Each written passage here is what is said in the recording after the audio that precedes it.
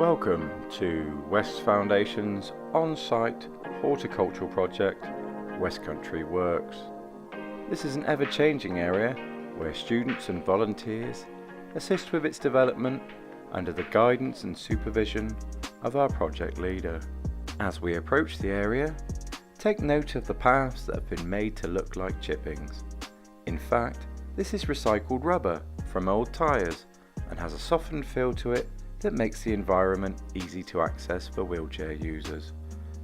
As are these custom-built growing bed boxes, which make it accessible for students to plant and grow veg.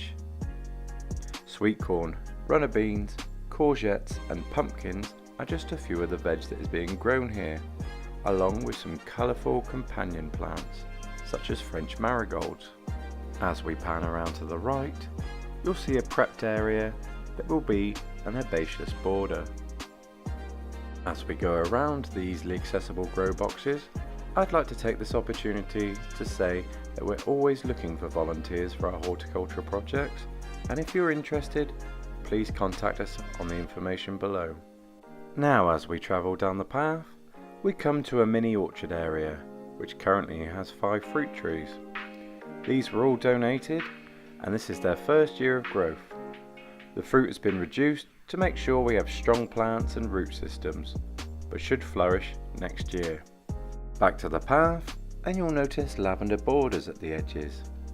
These help the students navigate the path, providing a soft edge and powerful scents. Further down the path, we come to a willow arch tunnel. This was planted and wove this year and is great for getting wildlife into the area. It also gives people a sensory cue as they come down the path and enter the wildlife meadow. The bottom 2/3 have been woven thicker to give a visually impaired navigator something to touch and get hold of, while the top has been kept more open to let a dappled light effect come through, as well as the wind, which makes a sound and adds to the sensory experience. Now if we come off the path for a second, you'll see a set of log benches surrounding what will be a lovely water feature. Plants will soon be added to attract more wildlife. And behind that, you'll see the raspberry growing area. These have been spaced out for easy access and to make it not so claustrophobic. As we go back to the path and enter the wildflower area, you'll see a breakout space where people can have lunch or just sit down in a peaceful and serene area in a cool shaded spot. Then we go back to the wildflower meadow. This attracts many bees and butterflies. And here's a greenhouse, still under construction but almost finished. This again has a wide door and is a good height to make it easily accessible for our students. Then we go into one of our polytunnels. As you'll notice, all the floors in these have recently been done to remove any tripping hazards, and once again to make navigation easier. The first polytunnel is where project work is carried out. Things like potting on or sowing seeds can take place in here. This area is still being improved and benches are being built for the sides to establish staging to maximise growing. And this is the other polytunnel. This is a vegetable growing area. You'll see lots of salad type veg growing and a large lot of fennel, which is soft to the touch. Here's some bug houses that are being made on site and some hanging baskets with things like strawberries in them. And here's some tomatoes. These were started off from seed and are being grown up strings. These are responding well and are starting to fruit and flower. Peas have also been grown towards the back, and here's some salad type veg. another box with tomatoes, and behind that some sweet corn and chilies.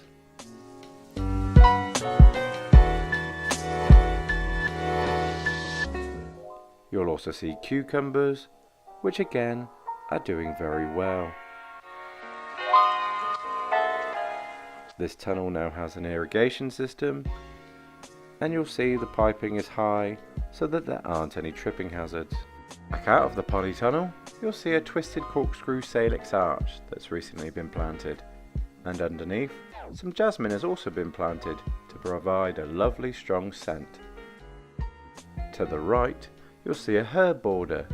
These are being left to go to seed to encourage more wildlife, such as pollinators and other insects. In the back, you'll also see some willow. Cuttings were taken when building the willow arch so that we can grow our own willow in future. Then we come to our tool shed, where you'll see more hanging baskets. Down below are some mint raised beds and an abundance of plants that would ideally be in the ground but are being used for project work with students, so will be planted soon. And now we go into the wildlife area. Much is planned for this area, and it's slowly being developed with the aid of various groups.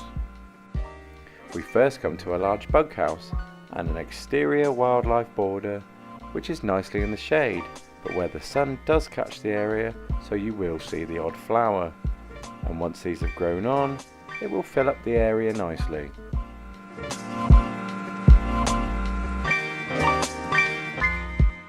You'll also notice the path edges have been clearly defined as we travel around. Behind, you'll see a large compost area where all the dry leaves are stored to turn into mulch for soil conditioning. As we travel around, you'll see another willow arch, which will lead into what will be the woodland garden. And at the far left of the garden in the distance, you'll see our beehives in the sunshine. There are 2 hives and a nucleus box at the moment, and they're pretty happy and don't really get disturbed. We have hedgehog boxes and some log piles. As we go around, you'll also see this area is currently under development. A large bucket has been sunk into the ground where a gunnera will be planted and a mini bog garden will be established. Bamboo has been planted, but the roots have been restricted by a root barrier to stop it from becoming so invasive as it grows. This area will also be bark chipped with flowers and plants around the border and a seating area added.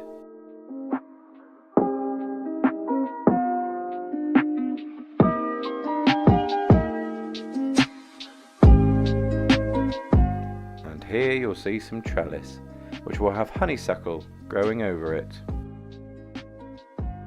And this area has proved quite difficult due to the nature of the trees growing in this area, so the soil was being conditioned with compost and organic matter that is also being grown on site.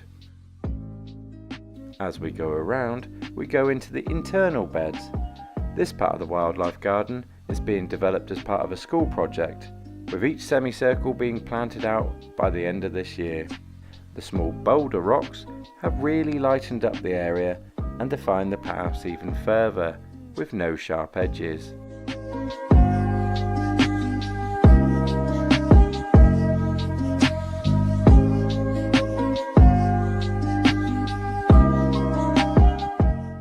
As we carry on, you'll see another arch with chimes. This was the top of a silver birch that was removed from the area, with every part of that tree being used to enhance the area.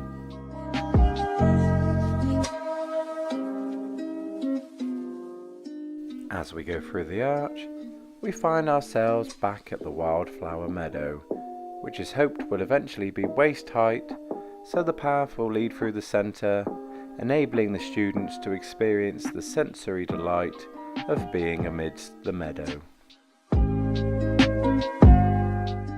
I hope you've enjoyed this virtual tour of the West Country Works project of the Wesc Foundation. If you'd like to volunteer, please see the information below for more details.